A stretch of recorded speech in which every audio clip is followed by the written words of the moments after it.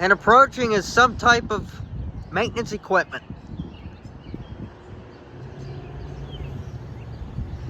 Some work engine, perhaps?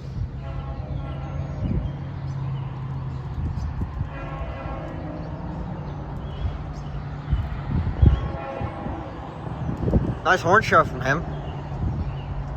It's the work engine. One of Amtrak's work trains. This looks like a loaded ballast train. We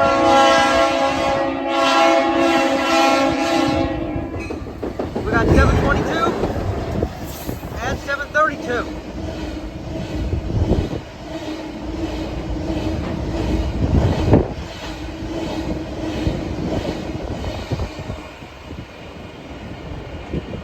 He's heading into the work zone. He's going to go lay some ballast.